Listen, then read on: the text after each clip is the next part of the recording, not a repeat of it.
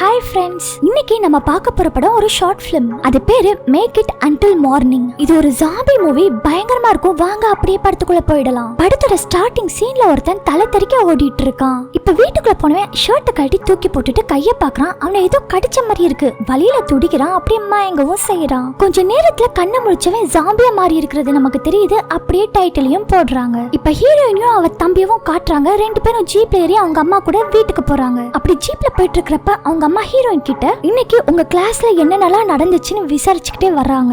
ஹீரோயினும் தம்பியும் நடந்தது எல்லாத்தையும் சொல்றாங்க. அப்படியே வீடும் வந்துருது. அப்ப ஹீரோயின் வீட்டுக்குள்ள போறப்ப லெட்டர் பாக்ஸ்ல லெட்டர்ஸ் எல்லாம் எடுத்துட்டு போறா. அப்ப ஏதோ ஒரு ஜாம்பி ஹீரோயினை பார்த்துட்டே இருக்கிற மாதிரி இருக்கு. அத ஹீரோயின் நோட்டீஸ் பண்ணல. இப்ப அவளும் ஜம்பர்ல ஜம்ப் பண்ணி விளையாண்டுட்டு இருக்கிறப்ப வெளியில ஒரு சின்ன டாக் கியூட்டா கத்திட்டு இருக்கிறத ஹீரோயின் ரசிச்சு பாக்குறா. அப்ப ஒரு ஜாம்பி வந்து அந்த நாயை கடிச்சு கொன்னுடுது. இத பார்த்த ஹீரோயின் பயந்துட்டு உள்ள போறா. ஹீரோயின் அம்மாவும் வெளியில ஏதோ கொரியர் வந்த மாதிரி இருக்குன்னு அதை எடுத்துட்டு வீட்டுக்குள்ள போறப்ப ஆப்போசிட்ல நிறைய ஜாம்பிஸ் ஒரு ஆளை கொடூரமா பிச்சு சாப்பிட்டுட்டு இருக்கிறத பாக்குறா. பார்த்தவ பயந்துட்டு வீட்டுக்குள்ள போய் கதவை மூடிக்கிறா. ஹீரோயினும் கரெக்டா அங்க வந்து அம்மா கிட்ட வெளியில நடந்ததை சொல்றா. ஆமா, நானும் எல்லாத்தையும் பார்த்தேன். முதல்ல தம்பி எங்கன்னு கேட்க ஹீரோயின் உள்ள தூங்கிட்டு இருக்கான்னு சொல்றா. சரின்னு அவளும் போலீஸ்க்கு கால் பண்ண போன் நாட் ரீச்சபிள்னு வருது. அப்ப விண்டோ வழியா ரெண்டு ஜாம்பிஸ் ஹீரோயின் அம்மாவை அட்டாக் பண்ண வர அவங்களும் எப்படியோ தப்பிச்சு தம்பி ரூமுக்கு போயிட்டு அவனை எழுப்பி விட்டு ஹீரோயினையும் அவனையும் நீங்க ரெண்டு பேரும் எப்படியாச்சும் காருக்கு போயிடுங்க, இந்த ஜாம்பிஸை நான் இங்கே வச்சு பூட்டிட்டு வரேன்னு சொல்லிட்டு அவங்கள விண்டோ வழியா அனுப்பிடுறா.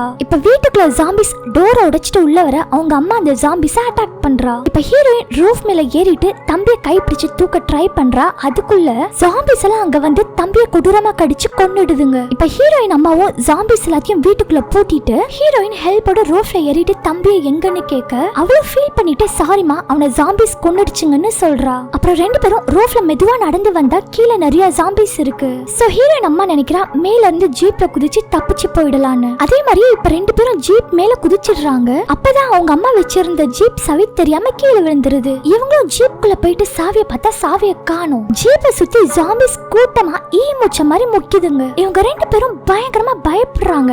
அப்ப வெளியில ஒரு பையன் ஜாம்பிஸ கன்னால ஷூட் பண்ணிட்டு இருக்கான். அந்த சவுண்ட் கேட்டதும் ஜாம்பிஸ் அந்த பையனை போய் அட்டாக் பண்ண போக இந்த கேப்ல ஹீரோயின் அம்மா வெளியில விழுந்து சாவியை எடுக்கிறா. அப்ப ஒரு ஜாம்பி ஜீப்புக்கு முன்னாடி ஒளிஞ்சிருக்கும் போல அது ஹீரோயின் அம்மாவை கடிச்சிருது. அப்ப ஹீரோயின் சாவி கீழே இருக்கிறத பார்த்துட்டு சாவியை எடுத்து ஜீப் ஆன் பண்ணி இந்த பிளேஸ்ல இருந்து எஸ்கேப் ஆயிடுறா. அப்படி ஹீரோயின் ஜீப்ல போயிட்டு இருக்கும்போது ரேடியோல ஒரு நியூஸ கேக்குறா. இது மாதிரி ஜாம்பிஸ் இருக்கிற ஏரியாஸ்ல யாரும் வெளியில போகாதீங்க, அது உங்களுக்கு சேஃப் இல்ல. சோ தயவு செஞ்சு எல்லாரும் வீட்டுக்குள்ள டோர்ஸ் எல்லாம் க்ளோஸ் பண்ணிட்டு பத்திரமா இருங்க. யாரையும் நம்பி வீட்டுக்குள்ள மட்டும் விட்டுடாதீங்க. அப்படியே ஹீரோயின் அவங்க பாட்டியோட ஃபார்முக்கு தான் போயிட்டு இருக்கா போல. இப்ப காட்டுக்குள்ள ஒரு ஜாம்பி போயிட்டு இருக்க அப்ப அந்த ஜாம்பிய ஒரு சோல்ஜர் கரெக்டா சுட்டு கொன்னுடுறான். அப்ப அந்த இடத்துக்கு இன்னொரு ஜாம்பி வந்து அந்த சோல்ஜரை அட்டாக் பண்ணி கொன்னுடுது. இந்த சவுண்ட கேட்ட இன்னொரு சோல்ஜர் இந்த பிளேஸுக்கு வந்து பார்த்தா இவன் ஜாம்பியா மாறி இருக்கிறத பார்த்துட்டு ஷூட் பண்ணி கொன்னுடுறான். அப்புறம் தன்னோட ஃப்ரெண்டையே இப்படி சுட்டுட்டோமேன்னு ரொம்பவும் ஃபீல் பண்ணிட்டு இருக்கான். இவன் பேர் தான் ரீகான். அப்படியே இந்த சைடு ஹீரோயினை காட்டுறாங்க. அவ அவங்க பாட்டி வீட்டுக்குள்ள போயிட்டு கதவை தட்டுறா. யாரும் ஓபன் பண்ணலனவும் இவளை வீட்டுக்குள்ள போயிடுறா. அப்ப அங்க இன்னொருத்தர் இருக்கான். அதை பார்த்த ஹீரோயின் டேய் யார்டா நீ, இது எங்க பாட்டியோட ஃபார்ம்டா, நீ இங்க என்ன பண்ணிட்டு இருக்கன்னு கேக்குறா. அப்ப அவனும் நான் தான் எட்வர்டோ, என்னோட தங்கச்சி வனசான் கேபிய சேஃபா வச்சுக்க எனக்கு இந்த பிளேஸ தவிர வேற பிளேஸ் தெரியல, சோ இங்கே இருக்கும்னு சொல்லிட்டு இருக்கிறப்ப இவங்க பேசுற சவுண்ட் வெளியில எதிர்ச்சியா போயிட்டு இருக்கிற ரீகானுக்கு கேட்டு அவனும் உள்ள வந்துடுறான். உள்ள வந்தவன் கண்ணை அவங்கள பார்த்து வச்சுட்டு ஜாம்பி இவங்களை அட்டாக் பண்ணிருக்குதான்னு பாக்குறான். பட் எதுவும் இல்லைன்னதும் சமாதானம் ஆயிட்டு அவங்கள்ட்ட நல்லா பேச ஸ்டார்ட் பண்றான். நான் சொல்றதை நீங்க கேட்டீங்கன்னா கண்டிப்பா உங்களை காப்பாத்தி இங்க இருந்து கூப்பிட்டு போயிடுவேன். நாங்க ரெஸ்கியூ டீம்ல சேர்ந்தவங்க தான், எங்க கிட்ட ஹெலிகாப்டர் இருக்கு. சோ நீங்க என் பேச்சு கேட்டு அமைதியா இருக்க போறீங்களா இல்ல சாக போறீங்களான்னு முடிவு பண்ணிக்கோங்கன்னு சொல்லிடுறான். இவங்க ரிக்கானோட பேச்ச கேட்க முடிவு பண்றாங்க. இப்ப நைட் நேரம் எல்லாரும் நல்லா தூங்கிட்டு இருக்காங்க. நடுவுல ஹீரோயின் எந்திக்கிறா. அப்ப ரீகான் தூங்காம இருக்கிறத பார்த்துட்டு அவன் கூட பேச்சு கொடுக்க ஆரம்பிக்கிறா. அப்படி இவங்க ரெண்டு பேரும் பேசிட்டு இருக்கும்போது வெளியில ஏதோ குழந்தைற சவுண்ட் கேக்குது. சரின்னு ஹீரோயினும் ரீகான் கிட்ட வா போய் காப்பாத்தலான்னு சொல்ல ஏய் இது அந்த ஜாம்பியோட வேலையா இருக்கும், அது ரொம்ப டேலண்ட், இப்படி ஒரு ட்ராப்பை செட் பண்ணி குழந்தைய காப்பாத்தணும்னு நினைச்சு வர மனுஷங்களை அது கொன்னுடும். சோ வேண்டாம் நீ சொல்ல ஹீரோயின் அது உண்மையாலுமே குழந்தையா இருந்தா வா போலான்னு சொல்ல என்னமோ நம்ம ரிஸ்க் எடுக்கிறோம்னு தோணுதுன்னு சொல்லிட்டு ஹீரோயினை கூப்பிட்டு போறான். பக்கத்துல போன பிறகுதான் தெரியுது அவன் நினைச்ச மாதிரி அது ஒரு ஜாம்பி தான். அது இவங்களை அட்டாக் பண்ண வர ரீகான் கன்னை வச்சு அதை சுட்டுடுறான். இந்த சவுண்ட கேட்டு நிறைய ஜாம்பிஸ் இவங்களை நோக்கி வரவும் ரெண்டு பேரும் எப்படியோ தப்பிச்சு ஓடிடுறாங்க. இப்ப மார்னிங் ஆகுது. ரீகான் எட்வர்டை எழுப்பி விட்டு வா போலான்னு சொல்றான். அவன் என்னோட தங்கச்சிங்களை எங்கன்னு கேட்க அப்ப ரீகானும் கேபி வந்து ஹீரோயின் கூட இருக்கா. வனசா எங்க இருக்கான்னு தெரியலன்னு சொல்றான். உடனே எட்வர்டாவும் வனசாவை தேட ஆரம்பிச்சிடுறான். அப்ப வனசா அங்க திரும்பி நின்னுட்டு இருக்கா.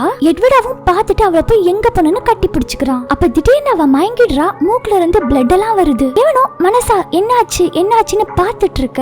திடீர்னு எந்திரிச்சு எட்வர்டாவை அட்டாக் பண்ண போறா. அப்ப கரெக்டா ரீகான் அவளை பிடிச்சு தூக்கிட்டு சுடு எட்வர்டோ, உன் தங்கச்சின்னு பார்க்காத ப்ளீஸ் சுடுன்னு சொல்ல அவனும் மனசே இல்லாம சுட்டுடுறான். அவ சாகவும் அவ கிட்ட போய் கதறி அழுறான். இப்ப ரீகானும் வா டைம் ஆயிடுச்சுன்னு அவனை பிடிச்சு இழுத்துட்டு போயிடுறான். இப்ப கார்ல எல்லாரும் போயிட்டு இருக்காங்க. அப்ப எட்வர்டோ ஃபீல் பண்ணிட்டு வந்துட்டு இருக்க. அப்ப அவனுக்கு ஏதோ நெஞ்சில அரிக்கிற மாதிரி இருக்கு. இவனும் என்னன்னு ஷர்ட்டுக்குள்ள பார்த்துட்டு அமைதி ஆயிடுறான். அவனோட தங்கச்சி வனசா இருக்கல ஜாம்பியா மாதிரி இவனை கூட அட்டாக் பண்ண வந்திருப்பாளே, அப்பதான் இவனை கடிச்சிருப்பா போல. அதை இவங்கள்ட்ட இருந்து இவன் மறைச்சிடுறான். இப்ப ரீகான் கண்ணை வச்சு சுத்தியும் முத்தியும் பார்த்துட்டு ஹெலிகாப்டர் வர பிளேஸ்க்கு இவங்க எல்லாத்தையும் கூப்பிட்டு போறான். இப்ப ஹெலிகாப்டரும் வந்துருது. அதுல இவங்க எல்லாரும் ஏற போக எட்வர்டோ ஹீரோயினை கூப்பிட்டு என் தங்கச்சிய பத்திரமா பாத்துக்கோ, என்னைய என் தங்கச்சியை அட்டாக் பண்ணிட்டா, கொஞ்ச நேரத்துல நான் ஜாம்பியா மாறிடுவேன், சோ நீ என் தங்கச்சிய பத்திரமா பாத்துக்கோன்னு சொல்லி அவ கூட அனுப்பிடுறான். ரீகான் ஏன்டா என்கிட்ட போய் சொன்னேன்னு அவனை அட்டாக் பண்றான். டேய் எல்லாமே என் தங்கச்சிக்காக தான், அவளை ஒரு சேஃபான இடத்துல சேர்க்கணும்னு தான் இப்படி பண்ணேன்னு சொல்லிடுறான். இப்ப ஹீரோயினும் தங்கச்சியும் சேஃபா ஹெலிகாப்டர்ல போயிடுறாங்க. இத பார்த்த எட்வர்டாக்கு இப்பதான் நிம்மதியாகுது.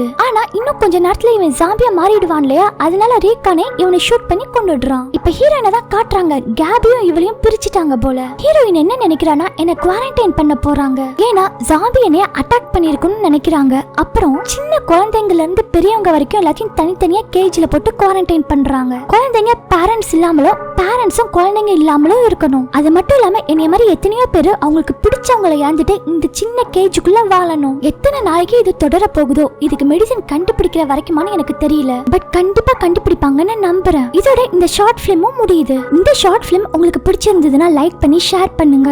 அப்படியே உங்க சினி வாய்ஸ் தமிழ் சேனலை சப்ஸ்கிரைப் பண்ணிடுங்க ஃப்ரெண்ட்ஸ். பை.